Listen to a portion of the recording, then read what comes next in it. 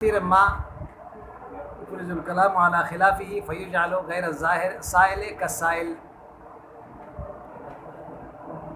یہ ذہن میں رکھیں تو مصنف الرحمٰن نے آپ کو پہلے باب میں احوال اسناد خبری کو ذکر کیا. اس میں پہلے اسناد خبری کی تعریف آپ کو کر دی کہ ضم کلمۃ وما یجری مجراها الى اخرى بحيث يفيد المخاطب فائدۃ تامہ، اس بات و نفی کے اعتبار سے. پھر اس کے بعد یہ فرمایا کہ خبر دینے والے کا خبر دینے کا مقصد دو ہوتا ہے، یا تو مخاطبین کو اطلاع دینا ہوتا ہے، اس کو فائدۃ الخبر کہتے ہیں، یا یہ ہے کہ مخاطبین کو یہ باور کرانا ہوتا ہے کہ جس خبر کا تمہیں پتہ ہے مجھے بھی، اس کو لازم فائدۃ الخبر کہتے ہیں. کیا کہتے ہیں؟ کبھی کبھی ایک آدمی فائدۃ الخبر کو بھی جانتا ہے اور لازم فائدۃ الخبر کو بھی جانتا ہے، لیکن اس کے باوجود کلام کو پیش کر رہا ہے. کیوں؟ کیونکہ سامنے مخاطب کو وہ منزل جاہل کے قرار دیے کہ گویا ان کو پتہ نہ ہو، کیونکہ جب اس علم کے تقاضا کو پورا نہیں کر رہے ہیں نا. جیسے ایک آدمی نماز کے فرضیت کو جانتا ہے تو اس کو یہ کہنا کہ نماز فرض ہے کوئی فائدہ نہیں ہے نا، کیونکہ اس کو تو پہلے سے پتہ ہے، نہ لازم فائدۃ الخبر ہے. لیکن پھر بھی آپ اس کے سامنے کہتے ہو کہ الصلاۃ واجبہ یا الصلاۃ فریضہ. کیوں کہتے ہو؟ یاد دہانی کے لیے. گویا اس کو آپ نے اس منزلے پر اتار دیا ہے کہ گویا اس کو نماز کے متعلق فرضیت کا پتہ نہ ہو، کیونکہ اگر پتہ ہوتا تو عمل کیوں نہ کرتا. تو اس طرح فائدۃ الخبر اور لازم فائدۃ الخبر دونوں مراد نہیں ہوتے ہیں، لیکن بمنزل جاہل قرار دے کر مخاطبین کو اس طرح کلام پیش کیے جاتے ہیں. جیسے قرآن کریم میں اللہ نے فرمایا اعوذ باللہ من الشیطان الرجیم وَلَقَدْ عَلِمُوا لِمَنِ اشْتَرَاهُ مَا لَهُ فِي الْآخِرَةِ مِنْ خَلَاقٍ وَلَبِئْسَ مَا شَرَوْا بِأَنفُسِهُمْ لَوْ كَانُوا يَعْلَمُونَ. پہلے تو اللہ نے فرمایا وَلَقَدْ عَلِمُوا، یقیناً یہ لوگ جانتے ہیں. پھر اللہ فرماتے ہیں لَوْ كَانُوا يَعْلَمُونَ، کاش یہ جانتے. اس کا مطلب یہ ہے کہ نہیں جانتے. نہیں سمجھے؟ یعنی کیا مطلب؟ دونوں میں تعارض ہے. تو کہتا ہے لَوْ كَانُوا يَعْلَمُونَ، اگر صحیح طور پر جانتے نا تو عمل بھی کر لیتے. جب عمل نہیں کرتے تو اس کا مطلب یہ ہے کہ نہیں جانتے ہیں. ان کو بمنزل جاہل قرار. اور وَلَقَدْ عَلِمُوا میں پہلے بتا دیا کہ جانتے ہیں، علم تو ہے. لَوْ كَانُوا يَعْلَمُونَ میں فرمایا کہ عمل نہیں کرتے. گویا ایسے ہے جیسے کہ نہیں جانتے ہو. دو باتیں ہو گئی. تیسری بات مصنف نے آپ کو یہ بتا دیا کلام کو ضرورت کے مطابق پیش کرنا ہوتا ہے. کلام کو، کیونکہ مخاطب تین قسم پر ہوں گے، یا خالی الذہن ہوگا، یا متردد ہوگا، یا منکر ہوگا. اگر خالی الذہن ہے تاکید لانے کی ضرورت نہیں ہے، اس کو ابتدائیہ کہتے ہیں. کیا کہتے ہیں؟ کیونکہ جو بات آپ بتائیں گے وہ مان لے گا، اس میں تاکید لاؤ گے تو یہ بے فائدہ ہو جائے گا. متردد ہے تو اس صورت میں پھر ایک تاکید لانا اچھا ہے، لازم نہیں ہے. لیکن اگر منکر ہیں تو پھر وہاں تاکید لانا ضروری ہوتا ہے. لیکن پھر اس کے مراحل ہیں. انکار جتنا بڑھے گا اتنا تاکیدات بھی آپ کو بڑھانے پڑیں گے. دوسرے کو طلبی کہتے ہیں، تیسرے کو جو ہے انکاری کہتے ہیں. تیسرے کو کیا کہتے ہیں؟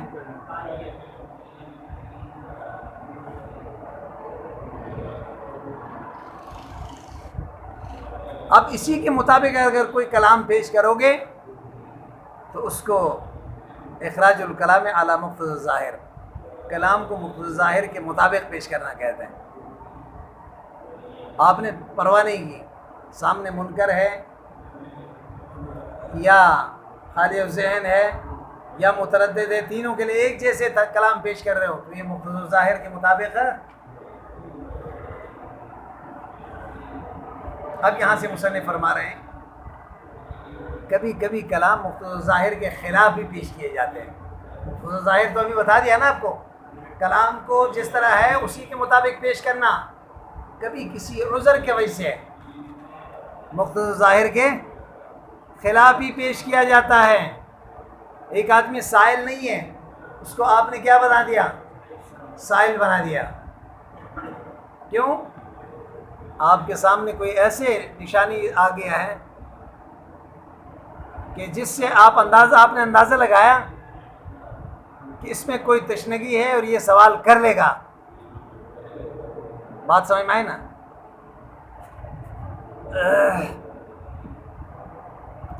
سمجھ میں بات آئی؟ اور کبھی کبھی غیر منکر کو منکر بنا دیے جاتے ہیں. جب علامات انکار وہاں پائے جائیں، اس نے انکار نہیں کی لیکن علامت انکار کے، تو اسی کے مطابق پھر کلام پیش کر رہا ہوں. سمجھ نہیں آئی بات؟ دیکھو یہاں انکار نہیں ہے، انکار کے مطابق کلام پیش ہے، انکاری پیش ہے نہیں کرنی چاہیے، لیکن آپ نے اس کو منزل انکاری قرار دے کر وَكَثِيرٌ مَا يَخْرُجُ الْكَلَامُ عَلَى خِلَافِهِ، بہت مرتبہ کلام کو پیش کیے جاتے ہیں علی خلافی، مقتضی ظاہر کے خلاف، مقتضی ظاہر کے. وَيُجْعَلُ غَيْرَ السَّائِلِ كَالسَّائِلِ، ایک آدمی خالی الذہن ہے. غیر سائل سے مراد کیا ہے؟ خالی الذہن ہے. اس کو کالسائل متردد کی طرح پیش کیے. کس کی طرح پیش کیے؟ کب؟ جب سامنے آ جائیں غیر سائل کی طرف ما یلوح، وہ چیز جو اشارہ کرتا ہے اس غیر سائل کے لیے بالخبر ہے، ایسے خبر فیتشرف غیر سائل لہو، اور اس کے طرف غیر سائل جو ہے متوجہ ہوتا ہے بالخبر، اس خبر کی طرف، یعنی ینظر الیہ، اس کی طرف دیکھتا ہے. تشرف کس کو کہتے ہیں؟ مصنف آپ کو بتا رہا ہے کہ اس تشرف الشیء کب کہتے ہیں؟ اذا رفع راسه ینظر الیہ ویبسط کفه فوق الحاجب کالمستظل من الشمس. ایک آدمی اوپر کسی چیز کو دیکھنا چاہتا ہو اور سورج کی تپش ہو، تو سورج کی طرف دیکھ نہیں سکتا نا آدمی، تو پھر کیا کرتا ہے؟ اپنے ہاتھ کو سر کے اوپر ایسے رکھ کے دیکھتا ہے. اس کو کیا کہتے ہیں؟ استشرفہ. سمجھ آئی بات؟ تو پھر دیکھنا یہاں مراد ہے. مطلق کیا مراد ہے؟ دیکھنا. دیکھو مصنف کہہ رہا ہے یقال استشرف الشیء اذا رفع راسہ، کب کہتے ہیں؟ جب سر اٹھائیں ینظر الیہ، اس کی طرف دیکھنے کے لیے، ویبسط کفہ، اپنے ہتھیلی کو پھیلائیں، فوق الحاجب، اپنے روئی کے اوپر. اور پھر فرما رہے کل مستظل من الشمس، جیسے ایک آدمی سورج کی تپش سے سایہ طلب کر رہا ہو دیکھنے کے لیے. استشراف الطالب المتردد، یہ ایسا دیکھ رہا ہے جس طرح کہ ایک متردد آدمی دیکھ رہا ہے. نہیں سمجھے؟ ایک آدمی سامنے والا متردد نہیں ہے، لیکن آپ نے اس نے تردد کا اظہار نہیں کیا، لیکن آپ نے اس کے ادھر ادھر دیکھنے سے اندازہ لگایا کہ یہ کیا ہے؟ متردد ہے. تو لہٰذا منظر متردد قرار دے کر اس کے لیے تاکید لاتے ہو. مثلا وَلَا تُخَاطِبْنِي فِي الَّذِينَ ظَلَمُوا، بات نہ کریں ظالموں کے بارے میں.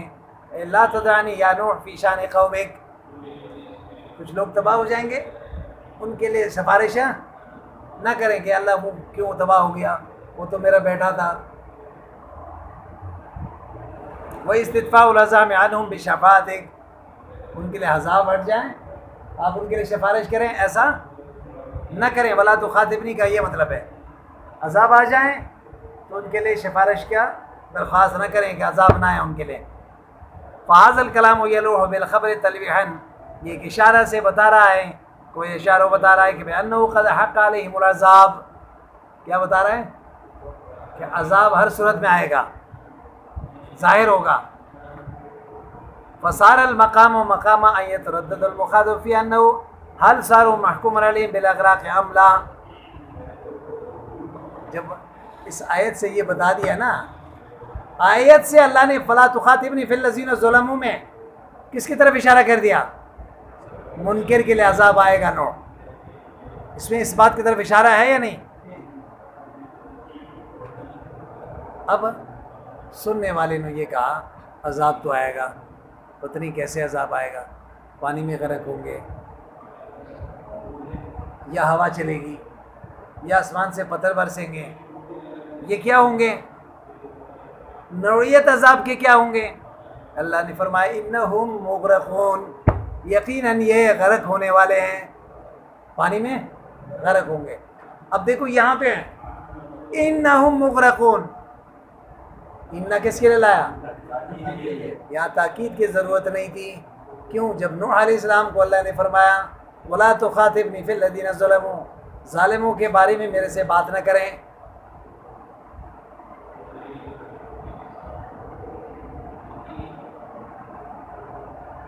تو کیا اللہ کے عذاب آنے میں حضرت نوح علیہ السلام یا مسلمانوں نے کوئی شک کی یا تردد پیدا ہو گیا؟ نہیں، ان کو یقین تھا کہ ہر صورت میں عذاب آئے گا۔ جب تردد نہیں ہے تو تاکید کیوں لائے انہم؟ سمجھ نہیں آئی بات؟ جب تردد نہیں ہے تو ابھی تو بتا دیا نا آپ کو کہ جہاں تردد نہ ہو تو وہاں تاکید نہیں لائے جاتے ہیں۔ یہاں نوح علیہ السلام اور مسلمانوں کو تو تردد اللہ کے عذاب آنے میں نہیں تھا، تو انہم مغرقون اللہ تاکید کیوں لا رہے ہیں؟ فرما رہے ہیں کہ تاکید اس لیے ہے، جب اللہ نے فرمایا بات نہ کریں ظالموں کے بارے میں، عذاب کا تو بتا دیا، لیکن نوح اور مسلمان ادھر ادھر دیکھنے لگے کہ اللہ عذاب تو آئے گا لیکن نوعیت کیسے ہوگی، اس میں تو شک کرنے لگے نا۔ کسی کے ذہن میں یہ آیا کہ شاید پانی میں غرق ہو جائیں، کسی نے کہا نہیں یہ عذاب ہوگا، کسی نے کہا یہ۔ اب ان کو منزلہ وہ متردد کے قرار دے کر انہم مغرقون مؤکد ہم محکوم علیہم بالاغراق، بتا دیا کہ ان کو تباہ کیا جائے گا غرق کے ذریعے سے پانی میں۔ ایک بات سمجھ میں آئی؟ دوسری بات وَيَجْعَلُ غَيْرَ الْمُنْكَرِ كَالْمُنْكَرِ، کبھی ایک آدمی منکر نہیں ہے اس کو منزلہ منکر قرار دے کر وہاں تک لاتے ہو۔ کب؟ اذا لاح، جب ظاہر ہو جائے علیہ اس کے اوپر، اس غیر منکر پر شیء کوئی چیز من امارات الانکار ہے، انکار کی علامت، وہاں انکار نہیں ہے لیکن انکار کی علامت پائے گی۔ مثلا قول حجل ابن نزلہ، حجل ابن نزلہ ایک آدمی ہے، بات سمجھ میں آئے نا، ماں کی طرف اس کا نسبت ہے، بات سمجھ میں آئے نا۔ اور یہ اس کا ایک شعر ہے جاء شقیق عارضا رمحہ ان بنی عمک فیہ رماح، یہ کہتا ہے جاء شقیق، شقیق ایک آدمی آیا ہے۔ سمجھ آئی بات؟ شقیق آیا، اسم رجلین، اسی کا ذکر کر رہا ہے، شقیق نعمان، عارضا رمحہ، میرے پاس شقیق آیا، ایسے حالت میں آیا کہ نیزے کو جو ہے عرضن رکھ کے، جیسے ایک لاٹھی ہوتا ہے نا، آپ کسی کے ساتھ لڑنے کے لیے جا رہے ہو، سامنے دشمن ہے تو کیا لے کے کس طرح لے کے جاتے ہو؟ بندوق کو ہاتھ میں لے کر جاتے ہیں نا، کہیں پہ کوئی دشمن فوراً آ جائے تو، یا کسی سے آپ لڑنے کے لیے جا رہے ہو تو لاٹھی ہاتھ میں لے کے جائیں گے نا، لیکن اگر بندوق کو ایک آدمی اوپر رکھ کے جو ہے ایسے پکڑ کر کے جائے، سامنے دشمن ہو، لوگ کہیں گے یہ بیوقوف ہے۔ ہاں، یا یہ علامت ہوتی ہے اس طرح اسلحے کو کندھے پہ ایسے رکھ کے آدمی ایسے چل رہا ہے تو اس کا مطلب یہ ہوتا ہے کہ دشمن نہیں ہے سامنے۔ کیا ہے؟ نہیں ہے، یہی علامت ہوتی ہے نا۔ تو یہ کہتا ہے شاہ شقیق، شقیق آ گیا، عارضا رمحہ، نیزہ جو ہے ایسے چوڑائی میں رکھا ہوا تھا کندھے پہ، ہاتھ میں نہیں لیا تھا۔ ان بنی عمک فیہم رماح، جب سامنے آ گیا تو وہ شاعر اس کو کہتا ہے کہ تیرا چچزاد بھائی جن سے تمہاری دشمنی ہے ان کے ہاتھ میں تو نیزے ہیں، وہ تو سامنے کھڑے ہیں، آپ تو ایسے جا رہے ہیں جیسے کہ آپ کے دشمن کے پاس اسلحہ ہی نہ ہو، نہیں سمجھے؟ ایسے بے غمی میں جا رہے ہیں۔ اب دیکھو ان بنی عمک، شقیق کو کیا انکار تھا کہ ہمارے چچزاد بھائیوں کے پاس اسلحہ نہیں ہے، اسلحہ ہونے سے انکاری تو نہیں تھا نا وہ، نہیں، لیکن اس کا یہ عمل بتا رہا ہے کہ عملاً وہ یہ سمجھ رہا ہے کہ ان کے پاس اسلحہ نہیں ہے۔ اگر ان کو یقین ہوتا کہ بھئی ہمارے چچزاد بھائی جن سے ہمارے دشمنی ہے ان کے پاس بھی اسلحہ ہے تو وہ اسلحہ کو ہاتھ میں لے کے چلتے ہیں نا بھائی، سمجھ نہیں آئی۔ جاء شقیق اسم رجل عارضا رمحه واضعا على الارض، ارزن رکھتے ہوئے، فهو لا ينكر ان في بني عمه رماحا، اس کو یہ شک نہیں تھا کہ چچزاد بھائیوں کے پاس نیزے نہیں ہے۔ واضعا للرمح على الرز من غیر التفات وتعین، یعنی ارزن رکھتے ہوئے جا رہا تھا، من غیر التفات، کوئی توجہ نہیں دشمن کی طرف، وتعین، بغیر کسی تیاری کے جا رہا ہے۔ امارتن، یہ اس طرح بغیر تیاری کے جانا نشانی ہے کہ انہو یعتقد، ان کا خیال یہ ہے کہ اللہ رمح فیہما، دشمنوں کے پاس، بل کلہم عزل، بلکہ سارے کے سارے خالی صلاح ہے، لا صلاح معہم، عزل خالی ہے، لا صلاح معہم، ان کے پاس کوئی اسلحہ نہیں ہے۔ کوئی ایسے بمنزلہ منکر کے قرار دیے، اس کو کیا کر دیا؟ اس کو بمنزلہ وخوطب خطاب التفاتنا، اس کے ساتھ خطاب بھی اسی طرح کی التفات، غیبت سے خطاب کی طرف، ان بنی عمہ کا فیہم رماح، پھر چچزاد بھائیوں کے پاس بھی کیا ہے؟ اسلحہ ہے۔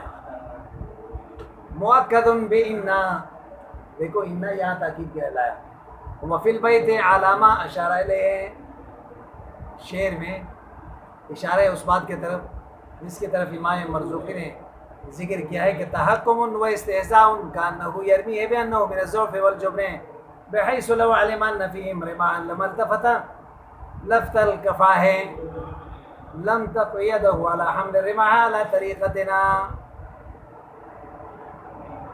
بات سمجھ میں نا؟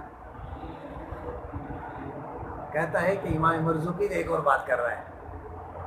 امام مرزوقی کہتا ہے کہ دراصل یہاں پہ تحکم ہے، مذاق ہے، استہزاء ہے۔ کیا ہے؟ ان بنی عمہ کا فیہم رماح، وہ آدمی جا رہا ہے، دشمن آگے مسلح ہے، اب شاعر اس کے مذاق اڑا رہا ہے۔ کیا کر رہا ہے؟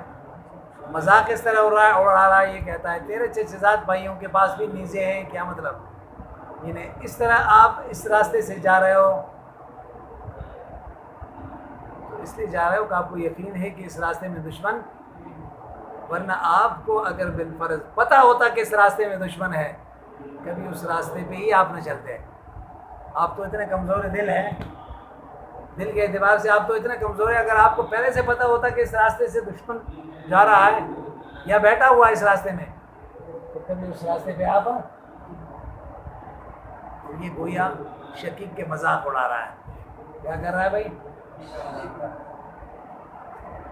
کانہ یرمی ہے، اس کی طرف نسبت کر رہا ہے، بانہ من الضعف والجبن، وہ اتنا کمزور ہے، اتنا بزدل ہے یہ شقیق۔ لو علم ان فیہم رماح، اگر ان کو پتہ ہوتا نا کہ ہمارے چچزاد بھائیوں کے پاس بھی اسلحہ ہے، لما التفت لفت الکفاہ، اور یہ کبھی بھی اس کی طرف متوجہ نہ ہوتے لڑنے کے لیے، ولم تق یدہ علی حمل الرماح علی طریقتنا، اور کبھی بھی اس کے ہاتھ جو ہے نیزہ اٹھانے پر نہ آتا اور اس راستے پہ چلنے کے لیے۔ وقلت لمحرز لما التقینا تنکب لا یقتلک الزحام، ایک اور شعر ذکر کر رہا ہے۔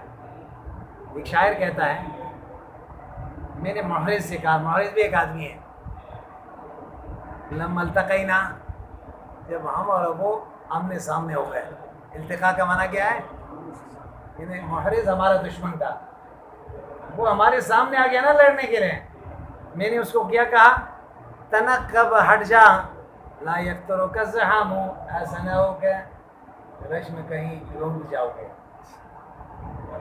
بات سمجھ میں نا؟ یہ بھی استہزاء ہے، دشمن کو اتنا کمزور سمجھا جیسے کہ ایک چھوٹی سی چیز ہو اور جب لڑائی ہو تو وہ چھوٹی چیز جو ہے وہ پاؤں میں آ کے ضائع ہو جاتا ہے، تو کہتا ہے بھائی آپ تو اتنا کمزور ہیں، آپ سامنے آ گئے، ہٹ جا تاکہ میں اپنے جیسے لوگوں سے لڑوں، آپ تو پاؤں کے نیچے آ کے مر جاؤ گے. بات سمجھ میں آئی نا؟ یرمیہ بأنہ لم یباشر الشدائد، شاعر کیا کہنا چاہتا ہے؟ اس کی طرف نسبت کرتا ہے اس بات کے کہ لم یباشر الشدائد، وہ تکلیف کو اس نے برداشت نہیں کی جیسے میں نے کی. ایک آدمی مسلسل لڑائیوں میں ہو، تکلیفیں اس نے برداشت کی ہو، لڑنا اس کے لیے آسان ہوتا ہے. ایک آدمی پہلے دفعہ لڑنے کے لیے جا رہا ہے، اس کے لیے تو مشکل ہوتا ہے نا. اب یہ شاعر کہتا ہے میں تو تجربہ کار ہوں، تو آپ لڑنے کو نہیں جانتے ہیں، تو لہٰذا ولم يدفع الى مذاق المجامع، ولم يدفع، آپ نہیں کہتے ہیں الى مذاق المجامع، اور تنگ جگہوں کے جامع کی طرف. جامع جو ہے، مجامع یہ مجمع کا جمع ہے، اور مذائق یہ جمع ہے مضیقہ کے. مضیق جو ہے تنگ جگہ کو کہتے ہیں، مجامع اجتماع کی جگہ کو کہتے ہیں. ایسے اجتماع کی جگہ میں اور ایسے تنگ جگہوں میں آپ پہلے دفعہ آئے ہو، تو اس لیے ایک آدمی روزانہ جو ہے اس مشکل سے گزرنا، گاڑی سے گزرنا اس کا عادت ہو تو اس کے لیے کوئی مسئلہ نہیں ہے نا. اور ایک آدمی پہلے دفعہ پہاڑ کو سر کر رہا ہے تو اس کے لیے کیا ہوتا ہے؟ کأنہ یخاف علیہ ان یداس بالقوائم، گویا یہ کہہ رہا ہے کہ جانوروں کے پاؤں میں آ کے جو ہے کیا ہو جاؤ گے؟ روند جاؤ گے. داس کہتے ہیں روندنے کو. کما یخاف علی الصبیان والنساء لقلۃ غنائی، جیسے بچوں اور عورتوں پر یہ ڈرتے ہیں نا لوگ، بھائی ان کو میدان جنگ میں نہیں لاؤ، عورتوں کو اور بچوں کو. بات سمجھ میں آئے نا؟ کیونکہ دل سے بھی کمزور ہوتے ہیں اور جسمانی طور پر بھی کیا ہوتے ہیں؟ کمزور ہوتے ہیں. تو گویا شاعر جو ہے اپنے دشمن محرز کو بھی ایسے استہزاء کر رہا ہے اس کے. لقلت غنائی ہی، کیونکہ اس کی ضرورت نہیں ہوتی. وضعف بنائی ہی، اس کی بناوٹ ایسی کمزور ہوتی ہے. بچوں کے عورتوں کے کیا ہوتے ہیں؟ مردوں کے بنسبت بناوٹ میں بھی کیا ہوتا ہے؟ نرمی اور کمزوری. سمجھ میں بات آئی بھائی یا نہیں آ رہا ہے؟ وَيَجْعَلُ الْمُنْكَرَ كَغَيْرِ الْمُنْكَرِ إِذَا كَانَ مَعَهُ مَا إِنْ تَعْمَلَهُ، کبھی بالعکس ہوتا ہے. ایک آدمی منکر ہے، اس کو غیر منکر قرار دے کر وہاں پہ کیا لانا چاہیے؟ تاکید. لیکن آپ نے تاکید نہیں لایا. کیوں نہیں لایا بھائی؟ اس لیے کہ وہ بات اتنی واضح ہے، اگر تھوڑی سی سوچ لیتا نا تو ان کا انکار خود بخود دور ہو جاتا. لیکن انکار پایا گیا تو یہ بھی مقتضی ظاہر کے خلاف ہو جائے گا. وَيَجْعَلُ الْمُنْكَرَ كَغَيْرِ الْمُنْكَرِ، بالعکس ہو گیا ماقبل صورت کے. کبھی غیر منکر کو منکر کو غیر منکر کی جگہ پر لایا جاتا ہے. اذا كان معه، اگر منکر کے ساتھ ما ان تعمل ہو، اگر تھوڑی سی سوچ لیں دلائل اور شواہد کی طرف، ہم ان تعمل المنکر ذلك الشيء ارتعد عن انکارہ، یہ انکار سے اپنے آپ کو رجوع کر لیتا. کیا کر لیتا؟ وَمَعْنَا كَوْنَهُ مَعَهُ أَنْ يَكُونَ مَعْلُومًا لَهُ مُشَاهِدًا عَنْهُ عِنْدَهُ، ان کے پاس ہو وہ دیکھ رہا ہے. كما تقول لمنکر الاسلام الاسلام حقنا، جیسے ایک آدمی اسلام کا منکر ہے، کیا ہے؟ آپ اس کو کہتے ہیں الاسلام حق، توڑی مانے گا اتنے باتوں سے؟ آپ نے بغیر تاکید کی کیا کہہ دیا؟ الاسلام. کیوں بھائی تاکید کیوں نہیں لایا؟ یہ تاکید اس لیے نہیں لایا، اسلام کی حقانیت تو اتنی واضح ہے نا، اسلام کی حقانیت تو اتنی واضح ہے، اگر تھوڑی بہت وہ سوچ لیتا، دلائل کو دیکھ لیتا تو اس کا انکار خود بخود کیا ہو جاتا؟ دور ہو جاتا. اچھا، لأن مع ذلك المنکر دلائل دالۃ علی حقیقت الاسلام ہے، اس کے پاس بھی دلیل موجود ہے اسلام کے حقانیت کی. کس کی؟ وقیل معنی کونہ معہ ان یکون موجودا فی نفس الامر، ان یکون معہ سے مراد کیا ہے؟ بعض لوگوں نے کہا معہ اے مشاہدن عندہ، کیا ہو گئی؟ اس کے سامنے نظر آ رہا ہے کہ یہ دلیل اسلام کی حقانیت کی ہے. بعض لوگوں نے کہا نہیں، موجوداً فی نفس الامر ہے، وہ دلیل نفس الامر میں موجود ہوتا ہے خارج میں، اگرچہ اس کو نظر نہیں آ رہا ہے۔ مصنف کہتا ہے یہ بات صحیح نہیں ہے، نفس الامر میں ایک دلیل موجود ہو لیکن کافر کو نظر نہیں آ رہا ہے تو وہ کیسے مانے گا؟ وہ دلیل کو ماننا تو اس وقت ہوتا ہے جب اس کے سامنے پیش ہو جائیں، موجود نہ ہو۔ یہاں جو اذا کان معہو سے مراد ہے مشاہدن عندہ، کس کے معنی میں ہے؟ یعنی اس کے سامنے وہ دلیل موجود ہے۔ دوسرے نے کیا معنی کی؟ نفس الامر میں وہ دلیل موجود ہے، وہ بات بغیر دلیل کے نہیں ہے لیکن وہ دلیل ان کے سامنے نہیں آئی، لیکن یہ بات تو صحیح نہیں بن رہی ہے، کیونکہ جب دلیل اس کے سامنے نہیں آئی تو پھر کیسے مانے گا وہ؟ وفیہ نظر ہونا، اس دوسرے معنی کے متعلق کہتا ہے اس میں گڑبڑ ہے۔ کیا ہے بھائی؟ لأن مجرد وجودی لا یکفی فی الابتداء، کیونکہ دلیل کا نفس الامر میں موجود ہونا اس کو اسلام کی طرف رجوع کرنے کا ذریعہ نہیں ہے۔ ذریعہ تو اس وقت ہے کہ وہ دلیل آپ کے سامنے آ جائیں۔ ہاں بھائی، ما لم یکن حاصلا عنده، جب تک اس کے پاس یہ حاصل نہ ہو۔ وقیل معنی ما ان تأملوا شیء من العقل، بعض لوگوں نے کہا کہ اس کا مطلب یہ ہے کہ تھوڑی سی اگر اپنے عقل کو چلاتے ہیں دلیل معلوم ہو جاتا۔ مصنف کہتا ہے وفی نظر میں اس میں تھوڑی سی اور گڑبڑ ہے۔ کیا ہے؟ عقل کے بعد بھی نہیں ہے یہاں، مشاہدے کے بعد کیا ہے؟ یعنی اپنے آنکھوں سے وہ دلیل نظر آ رہے ہیں، عقل کے بعد، عقل چلانے کے بعد نہیں ہے۔ کیوں؟ لأن المناسب حينئذ ان يقال ما ان تأمل به، پھر تو عبارت ما ان تأمل ہو نہ کہتے ہیں بلکہ ان تأمل به کہتے ہیں، یعنی عقل کے ذریعے سے سوچتے ہیں۔ تأمل ہو تو اس وقت ہوتا ہے جب اس کو دیکھ لیں۔ تأمل اگر اس سے مراد عقل مراد ہوتے ہیں نا تو پھر عبارت اس طرح ہوتا کہ ما ان تأمل به، اگر عقل کے ذریعے سے اس کو سوچ لیتے۔ سمجھ نہیں ہے بات؟ لیکن عبارت تو اس طرح نہیں ہے، اس لیے یہاں عقل مراد لینا بھی لأنه لا يتأمل العقل بل يتأمل به، کیوں؟ عقل کا تعامل نہیں ہوتا، بل يتأمل به، بلکہ عقل کے ذریعے سے سوچا جاتا ہے۔ عقل کو نہیں سوچتے لوگ، عقل کے ذریعے سے سوچتے ہیں۔ سمجھ نہیں آئی بات؟ یہاں تو یہ کہا گیا نا کہ عقل سے سوچیں۔ ظاہر و اچھا، اس کے لیے دلیل کیا ہے؟ منکر کو کیا بنا دیا؟ لا ریب فیہ ہے، قرآن میں اللہ نے فرمایا۔ قرآن ایسے کتاب ہے اس میں شک نہیں ہے۔ بھائی وہاں منکر تھے یا نہیں تھے لوگ؟ قرآن کے حقانیت سے انکار کیا یا نہیں کیا؟ قرآن کو شک کے نگاہ سے دیکھا یا نہیں دیکھا؟ منکر تو تھے نا، لیکن اللہ نے لا ریب فیہ فرمایا، کوئی تاکید نہیں لایا۔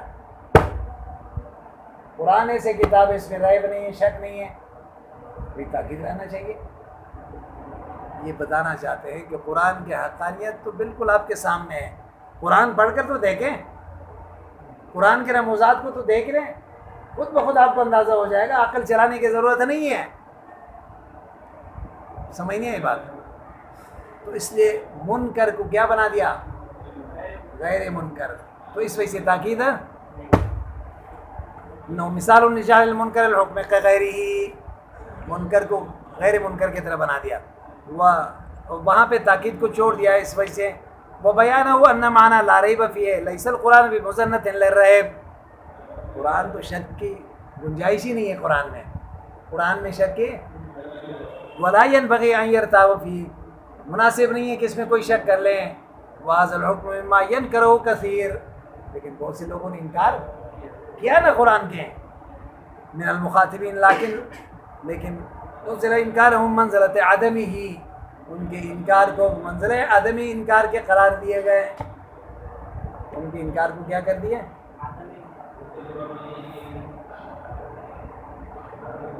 لما معہم من الدلائل، کیوں؟ انکار کرنے والوں کے پاس دلیل موجود ہے جو دلالت کر رہا ہے علی انہ لیس مما ينبغي ان يرتاب فیہ، وہ دلیل خود بتا رہے ہیں کہ قرآن ایسے کتاب ہے کہ اس میں شک نہیں کرنی چاہیے۔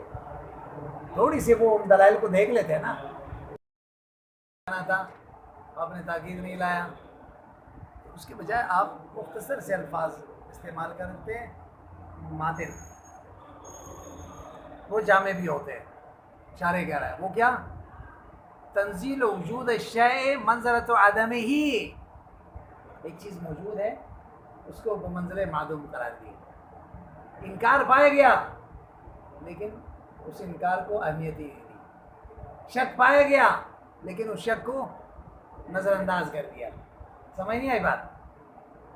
لما معهم من الدلائل الدالة على أنه ليس مما ينبغي أن يرتأى فإنه نزل ريب المرتابين، کیونکہ شک کرنے والوں کے شک کو اتارا گیا منزلۃ عدمی ہی، جیسے شک انہوں نے نہیں کیا ہو، تعویلاً علی ما یزیلہ، اس پر اعتماد کرتے ہوئے، اس چیز پر اعتماد کرتے ہوئے جو شک کو ظاہر کرنے والے موجود ہیں۔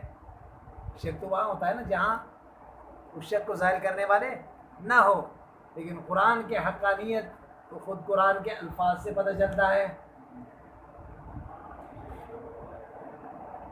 حتیٰ نفی الریب عن سبیل الاستغراق، عمومی طور پر جس طرح انکار کو منزلہ عدم انکار قرار دیے گئے، لذالک اسی وجہ سے حتیٰ صح ترک تاکید، اس وجہ سے تاکید کو چھوڑ دیا جاتا ہے۔